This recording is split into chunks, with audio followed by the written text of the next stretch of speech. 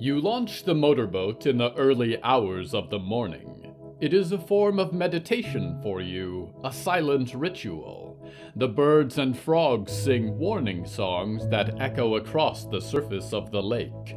It is turning from a black void to glorious crimson as the sun begins to rise over the distant trees. The clouds are red and the sun is a burning eye, opening to glare at you. The boat skims across the surface of the water, and you stop once you are out in the open. You cast your line, and your hook lands amidst the last reflections of the stars. You are alone with your thoughts and any fish that happen to be nearby. You are at peace. Then suddenly you are not, and the jaws from beneath crack your boat in two. Black tentacles are crawling up the sides like leeches, pulling it apart, and there is a terrible shriek that shakes the surface of the lake. It is a threat and a greeting, a victorious welcome to a strange new world. It is saying hello from the Hallowoods.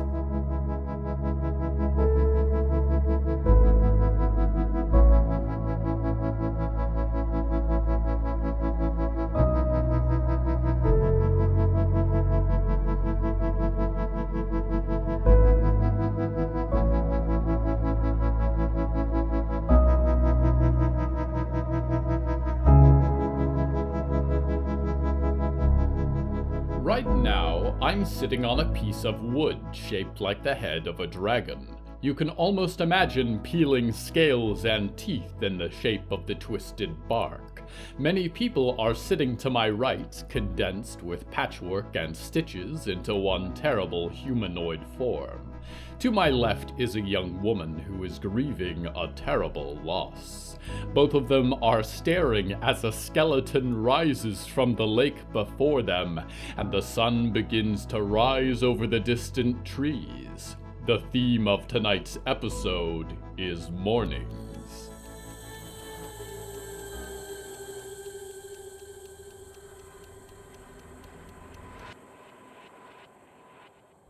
Diggory felt as if they were looking at a twisted reflection of themselves. Little more than bone held the stranger together, and the skull's burning green eyes fizzled in dark sockets. Water poured from its empty ribs, and the face's expression was cracked open in stark realization. Diggory watched in disbelief, and although they knew other thoughts should have taken precedence, the first thing that crossed their mind was, is this how other people see me? The idea made them want to hide their stitches, conceal their face again beneath a canopy of black hair. "Where is Walt?" the skeleton whispered, forcing air through desiccated lungs. Diggory noticed a crown of white flowers clung to its skull. Riot stared in shock, glancing with horror at the host of emerald eyes that still flickered beneath the surface of the lake beyond. Her hand went to her spiked bat. "Walt is that way." Diggory pointed down the trail towards the scout post. Wordlessly, the skeleton began to lurch down the path, thin limbs moving like a puppet on a string. "Do you need help?" Diggory found himself asking. The stranger did not respond, but almost veered off the trail into the bushes. Diggory stood up and followed quickly after them, taking the skeleton's arm and supporting them as they walked down the dark pathway into the forest. "Hello," Diggory said. "My name is Diggory Graves. What's yours?" "Democracy," the Lich replied. "What difference does it make to the dead? Mad destruction is wrought under all names. Any system of government is prone to the selfish potential of human nature and at best prolongs our inevitable collapse. We were not made to walk on our own. The end was always foreseen from the beginning. This is why we dream to forget." "I see," Diggory said. They did not see at all. They were aware of Riot following behind cautiously. and felt deep sympathy for her. "I hope I never lose you," Diggory whispered to their own personal ghost, although Percy did not reply. They arrived at the scout post's northern door, the fading light of the spring festival casting a warm glow into the forest. The party, it seemed, had mostly faded in these early hours. They helped the skeleton in, walking it through the courtyard as the curiosity of the scouts turned to apprehension.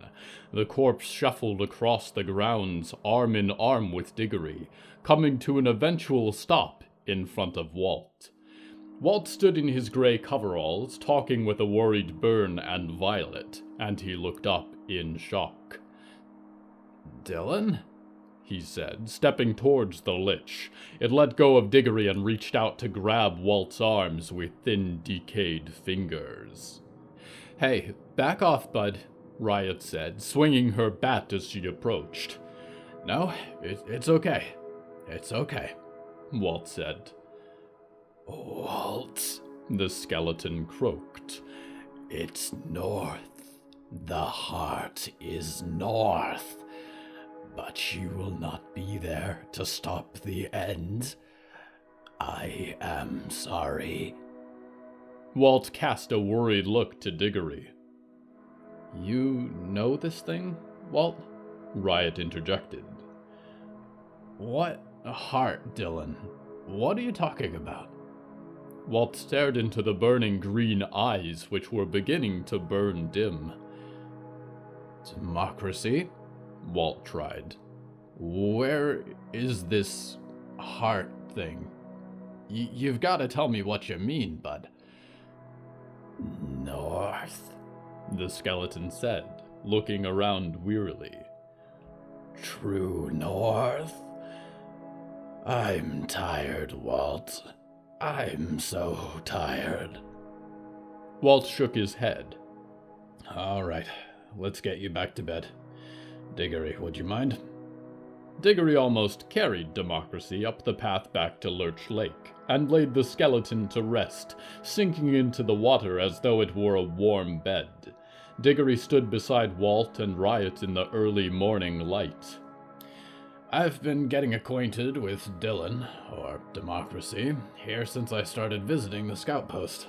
Lakes up here are usually filled with these folks, sleepers, waiting out whatever end of the world they think is coming, or already has.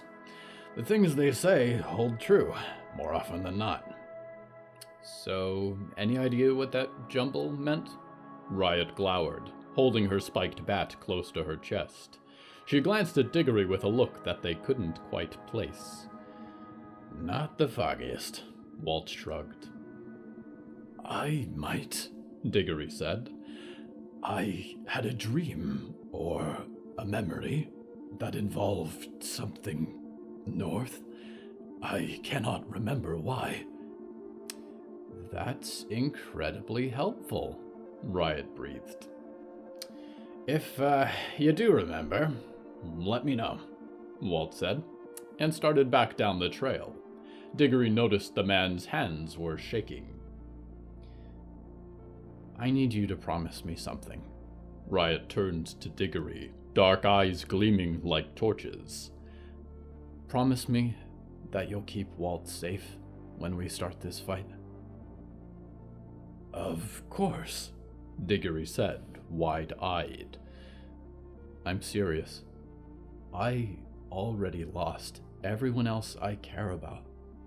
My mom is gone, my girlfriend is gone, and you're a lot stronger than he is. Promise me you're gonna protect him, no matter what. Swear it." "I, Diggory Graves, do solemnly and sincerely promise and swear that I will truly and faithfully, and to the best of my skill and knowledge, execute the powers and trusts reposed in me. So help me God," Diggory said, unsure of where the words had come from. Riot looked at them in surprise and nodded. She turned and followed in Walt's direction as the sun lifted into the morning sky. casting pink light through the black pines. Diggory sat next to the lake, watching the green lights glimmer beneath the surface, and wondered if they would someday too lay down to sleep beneath the water.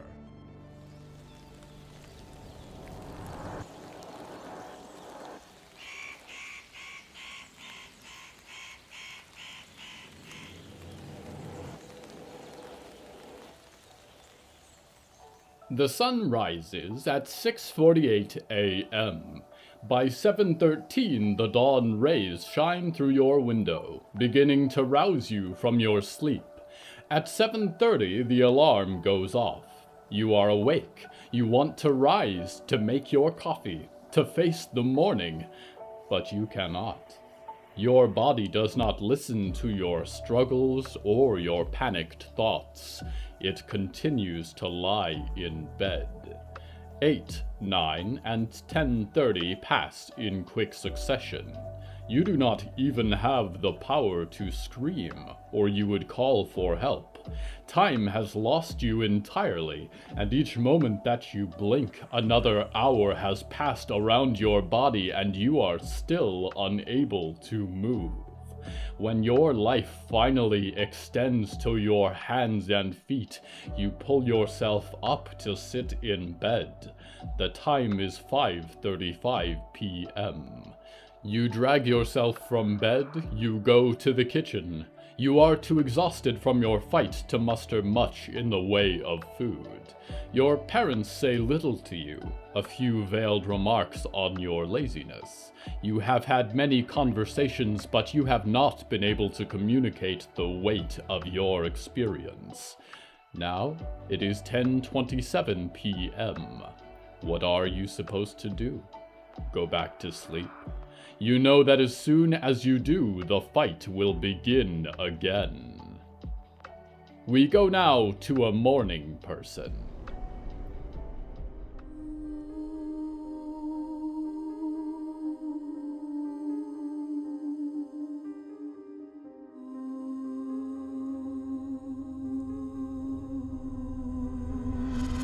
Clara sat in the basement chamber, trying not to breathe in the smell of mildew. The dark confines of the space felt crushing, and only a small circular window in the ceiling let in the dawn light.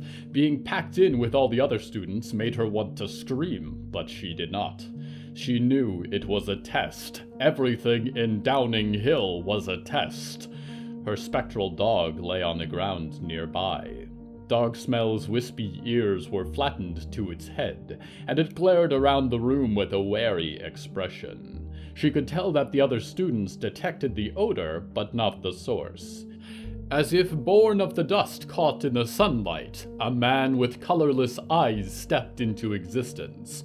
He held a thin cane in his hand, and although Clara realized she had sat next to him at breakfast a day ago, she could notice now that his leg was missing from the thigh down. A prosthetic of gilded silver stabbed at the ground as he walked. "Ladies, gentlemen, otherwise," he said, laying his cane across his desk. "We have a new student today, as I am sure you are all well aware. I'm Professor Henry O'Connor, and in my classes you'll be learning about cosmic economics." Clara felt every eye in the room turn to her. Dog Smell growled in a low rumble, and curious glances traveled around the room. She was coming to rely on the Revenant Hound. It was the only resource she had at her disposal here. There was a darkness in this library, but it resonated with something in her, and she had nothing left except to pursue it. Her parents were lost to an awful fate and the Black Water. Riot had certainly fallen to the instrumentalist. She would learn how to use whatever they planned to teach her. And when she was ready, she was going to hunt down that orchestral demon and tear it apart. "This will not affect our original plans for today's test," the man said. Clara's hand shot up, although she regretted it immediately. "Yes, Clara." "What is this test on?" she said. It was an expression of weakness, a wrong move. It was too late to take it back. He shook his head and clapped his hands once. The small window above snapped shut, plunging the mass of students into darkness. There was no beginning to our universe, or the one that came before it. It was simply born of energy, transformation. It existed in time immemorial, as will continue to long after we are gone. The professor's grim voice resounded from every corner of the basement room. However, it has never been empty. There are powers behind the stars. In the far corners of this cosmos, life forms greater than anything the human mind could even comprehend. To say we are dust to them would be an exaggeration. We are like cells in terms of simplicity and size. Thankfully, they live indefinitely longer than we do, and they might be asleep for the time it takes for an entire species to rise and fall. When they wake, they render worlds into atomic particles without noticing, the way you might step on an insect as you walk through the woods. These indescribable beings, or indies as the verbiage has devolved, have left a mark on this world. They, or their agents or servants, have influenced us in subtle ways throughout human history. They're carved into the stone at Tenochtitlan, painted in the tombs of Egypt. Those of you with gifts here, at some point or another, your ancestors crossed paths with one of these beings in some way. Every artifact we have here, every method and ritual in our books, all leads back to them. I remind you of this to give you some perspective on today's assignment. You see, these beings are not without their place in a kind of grand ecosystem. The energy that we call life, they feed on it. It grows in the universe as a natural resource and returns to them, and is recycled in other forms and other places. The value of this, I believe, is why we are not entirely ignored, and contributes to the idea that there is an economy in place, a system of value and balance, even for beings on a scale so much larger than our own. Typically, when our lives end, any energy you might call a soul quickly disappears, stolen away. Less so today, and we're not sure why, but there may be an opportunity. A soul, a ghost, usually decays if left to its own devices.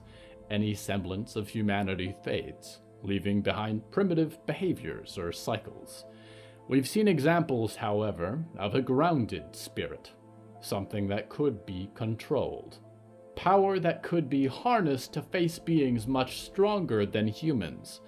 It is vital to the efforts of Downing Hill that we learn how to harness this power and use it to save what is left of our human race. Many of you have never even seen a ghost. Today, I expect you to survive one. All gifts are permitted. You have 60 seconds. Begin. Clara realized then that there was a person in the darkness casting a light of their own. The woman was awful to look at, with a wet hood pulled taut over her skull, hinting at empty sockets and bared teeth. She hovered in the center of the room, burned feet dangling over the heads of terrified students, a tattered black cloak fluttering in an intangible wind.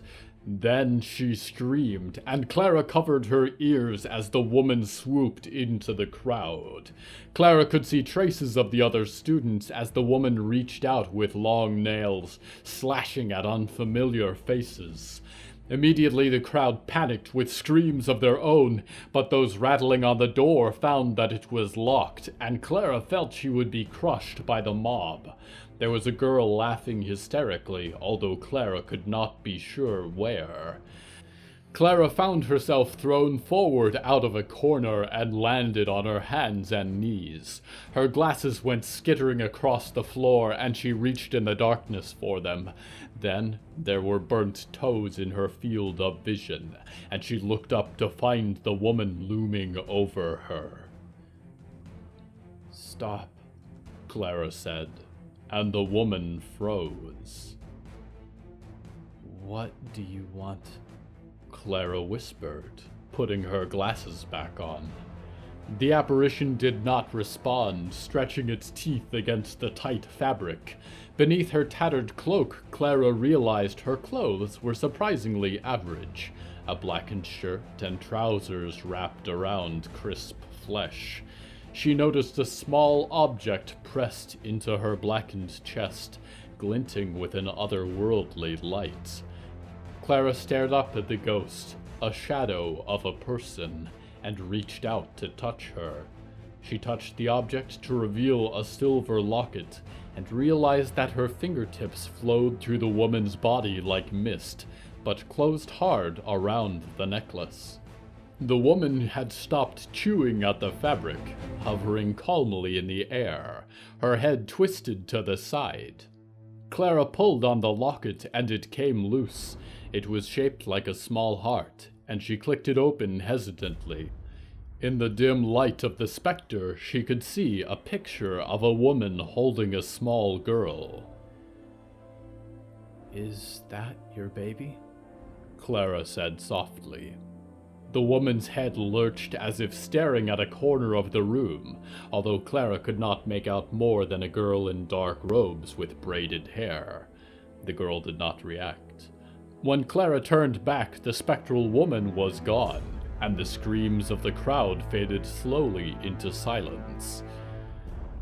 "Well, everyone," the professor said as the window snapped open to reveal the blood-soaked stone. "I have to congratulate you. Most of you survived."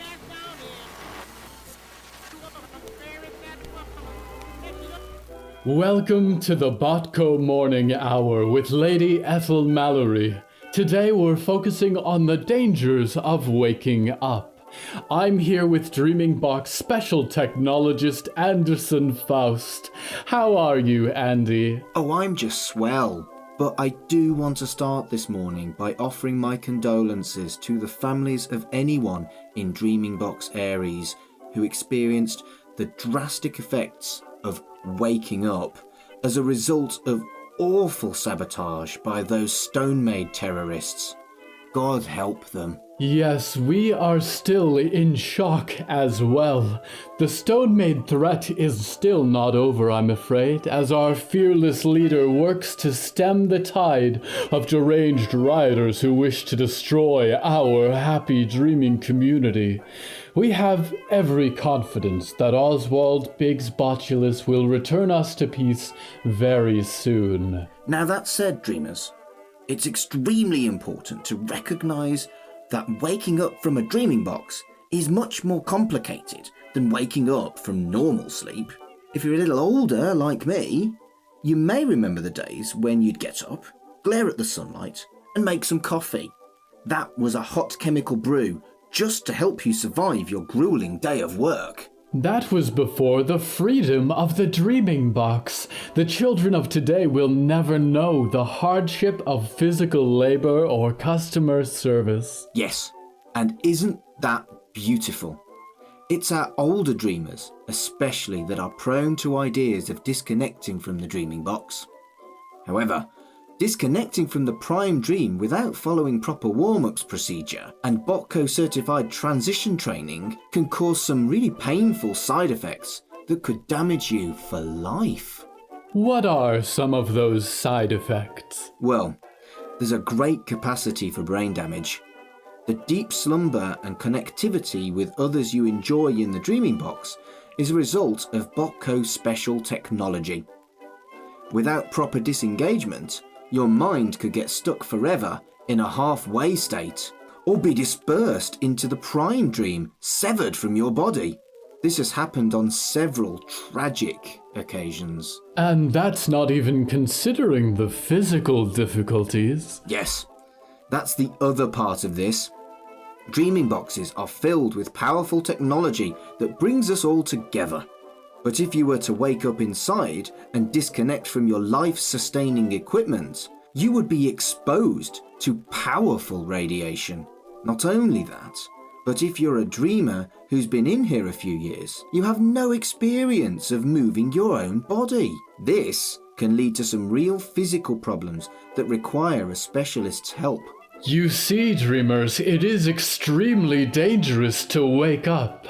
Those encouraging this are practically criminal, and they have wrought untold harm across our dreaming community in these last months. I will remind everyone, if you know someone you think could be a stone maid, please report them immediately. We need to stop the tide of damage they're causing with their misinformation. We need to stop it now. Up next on our segment, an update on contraband distribution of Valerie Maidstone's banned music and why your children could be at risk.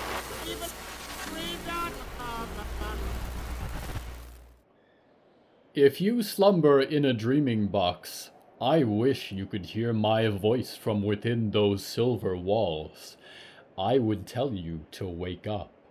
Your life depends on it. A life that will go unlived if you continue to sleep, and you may never be able to extricate yourself from the Botulus Corporation's webs. We return now to Clara Martin. Clara lay awake in her room, as was quickly becoming her custom. The ever-shifting patterns of the wallpaper next to the bed would pull her in one day, she thought, and she would be gone. She would be much happier as a wallpaper pattern. Perfectly content, at least until they decided to redecorate the room. She glanced over at the door and realized it was open, just an inch more than she had left it. She froze and watched her unliving dog kick in its sleep, chasing some imaginary animal. Suddenly, Clara felt a crushing grip wrap around her throat, and she was clutching at the arm of a stranger poised above her. "What did you do to Olivier?" a girl said darkly, her fingers clawing into Clara's skin. "Who is Olivier?" Clara gasped. "Wrong answer," the girl said, and squeezed. Clara felt her world shift into bright reds and blacks, and there was a flash of white, crackling light as dog smell leaped onto the stranger. Clara gasped for air as the dark stranger jumped back. Her ghostly hound stood on the bed between Clara and the other girl, bristling with electric energy. The stranger clung to the wall like a spider, and Clara got a glimpse of dark braids dangling around a pale face. "Are you in my class?" Clara yelled. The girl jumped up to the ceiling and came running back. Clara rolled out of bed in time to avoid the girl's leap, and watched as a black stone knife plunged into the pillow she had been resting on. The hound caught the girl then, tearing into her arm with gleaming white teeth, burning like a wildfire. The girl shrieked and fell off the other side of the bed, out of sight. The dog growled at the unseen corner, and Clara pulled herself up. "Down, dog smell. Down," Clara whispered. She clambered up the side of the bed nervously. The stranger was sitting on the carpet between the bed and the wall, grimacing as she held her burnt arm. "Did I say you could look at me?" "Are you okay?" Clara asked, petting the invisible dog. The girl in the dark braids said nothing. Clara realized that the wounds along her arm were slowly pulling themselves back together, flesh knitting into smooth patterns. Clara stared in awe. "How are you doing that?" she asked quietly. The girl stopped, staring at Clara in confusion. "There is no way they let you in if you're as stupid as you sound. Why do you think you're here?" "I don't know," Clara replied cautiously. "I have no idea what I'm supposed to be learning here, or what this place is." "You're here to become a witch," the girl said, fixing her bones into place. "In a library?" Clara asked. "Witchcraft has always been the domain of well-read women." "I'm Clara. I'm sorry, I really don't know anyone named Olivier." The girl stayed on the floor and crossed her arms. I find that hard to believe, since you showed up right after they disappeared. What did the director offer you? You've got something she wants. Someone with a blue cape, blue hair, gave me this. Clara pulled the copper library card from her bag and turned it over in her hands. It led me here. They gave me a place to stay. That's all I know. The girl stared at her in disbelief. Olivier chose you? Clara's brows furrowed. I guess so. Were you two close? What happened to them? That's none of your business, she said, standing up and tucking her knife into the folds of her robe. I'm not going to kill you tonight, she said as she started towards the door. My name is Friday. She vanished into the darkness of the hall and closed the door on the way out. Clara did not return to sleep and watched the wallpaper with confusion and anxiety until the sun began to rise.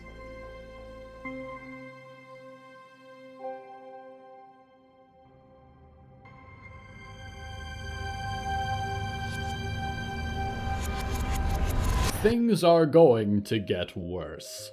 Right now, you are reeling from the latest wounds that life has inflicted on you. You are trying so hard to be positive. I will get through this, you think, and then everything will be okay. Wrong. It can get worse. It probably will. Each time you think you have hit rock bottom, you may find yourself surprised by how deep the trench goes. But it will, always, get better. Never all at once, not immediately. It may take months or it may take years, but it will get better. There is no one night and no one morning in life. The sun will always give way to temporary darkness, but it will always rise on you again. Steel yourself for the dark, and know that it will alter the course of your life, but you will always be there for the dawn. The memory of the night will linger in your mind as you take in the bright mornings ahead of you, and as the sun sets, you prepare yourself again to walk beneath the stars, knowing full well their temporary terrors. We go now to one who waits for the dawn.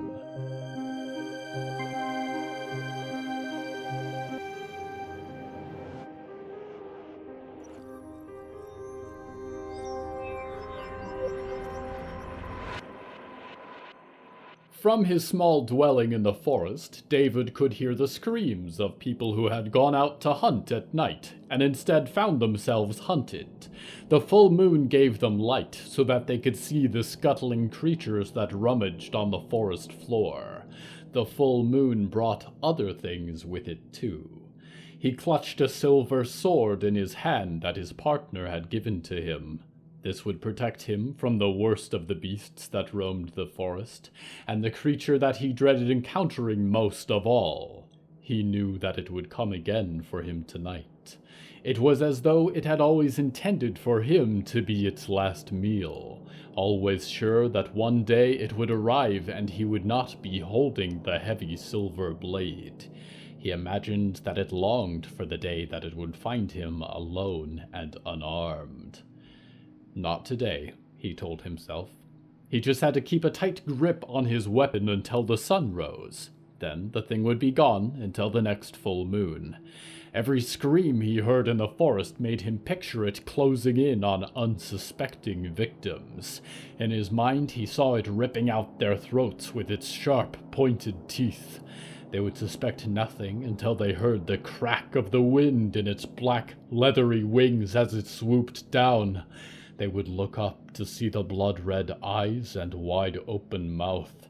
There was no way to match the strength of the thing unless you knew about its aversion to silver.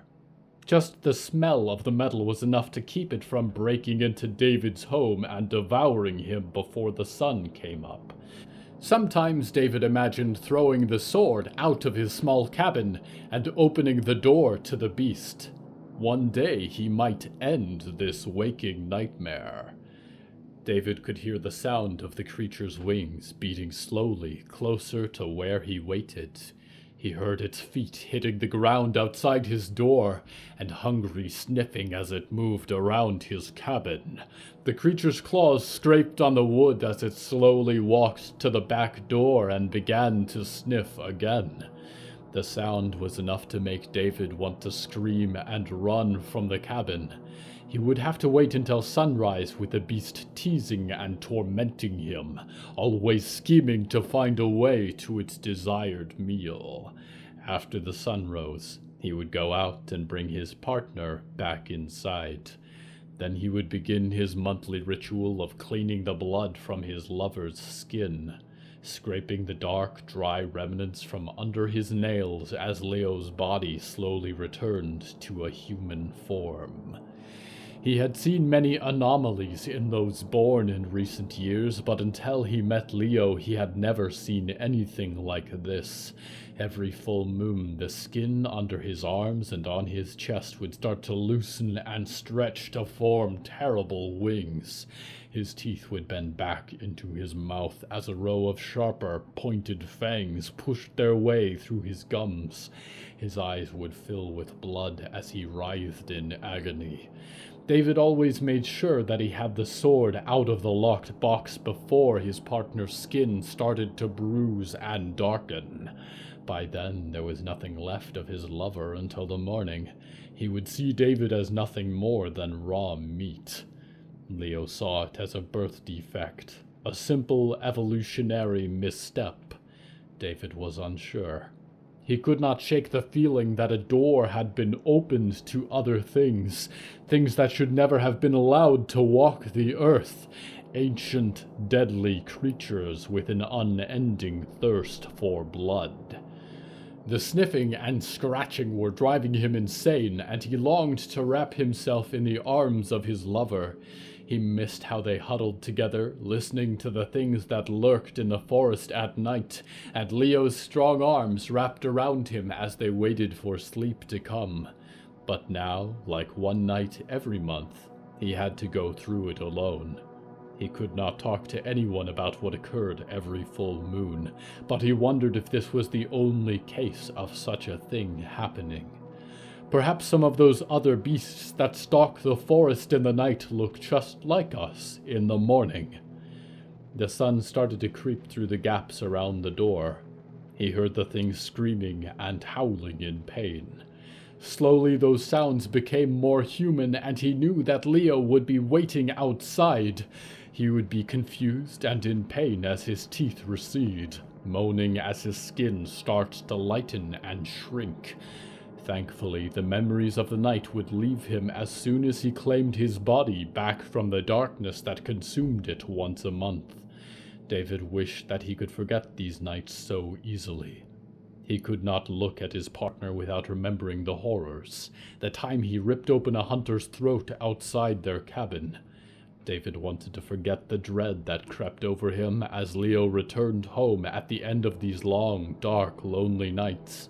He wanted to feel those strong arms around him as they faced the many other horrors of this world together.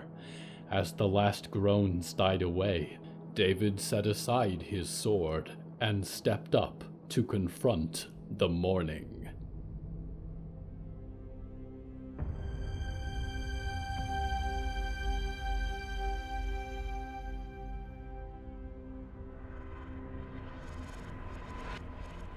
Mornings. You have fewer of them left than you would like to think. The sun rises on your kind every day, as it rises on your life. Like the sunset, the light is vanishing for your life and for your species, and you will drift into the cosmic darkness to rest. Make the most of your mornings, dreamers. Spend them in a way that makes you happy. If it is in bed, or working on your minuscule life's achievements, or walking in a dark forest filled with songbirds that only sing melodies from your forgotten childhood, then good. No one can tell you your purpose for living. Only you know that. All that matters is that you are pursuing it daily, relentlessly. If you are not, what are you waiting for? One day you will run out of mornings and all that you waited to do until you were happier, better, more talented, more confident, will go forever undone.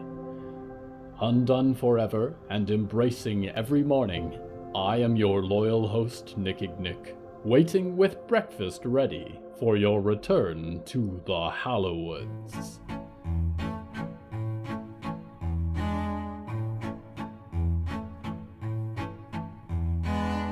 The voice of Anderson Faust was Mark Adams, a queer podcaster and content creator. When he's not assigning names, officiating weddings, or overseeing funerals, he's a podcast host for a number of shows, including Life's Milestones, a podcast about the complexities of birth, marriage, and death, and the Right in the Childhood podcast, where he and his co-host Fraser discuss childhood favorite franchises from different generations.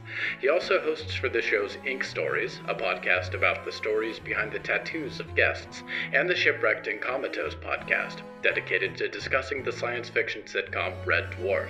You can find him on Twitter at @MarkAdamsHC, and his shows are available on any podcast player. This week's third story was Hunter's Moon by Callum Pearce. Callum Pearce is a Dutch storyteller, originally from Liverpool. He's a lover of the magical as well as the macabre, and he lives in a foggy old fishing town in the Netherlands with his husband and a couple of cat-shaped sprites. You can find his website at callumpiercestoryteller.wordpress.com or follow the link in this episode's description. Hello from the Hallowoods is written and produced by William A. Wellman. That's me. If you enjoyed this show, please don't forget to follow it and share it with a friend.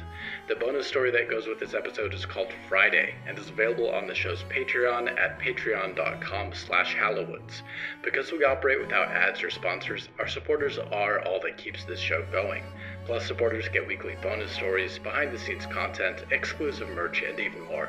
Merchandise and episode transcripts are available at hellofromthehallowoods.com. You can even find us on social media at @thehallowoods. Music is used under license from artlist.com. Our opening theme was Nightfall Hymn by Yehezkel, and the closing theme is Farewell by Maya Belsitzman and Matan Efrat. Until next time, dreamers, make sure to check the sky upon waking up. If there is no sun, the end is here, and you should probably tidy up before the apocalypse begins.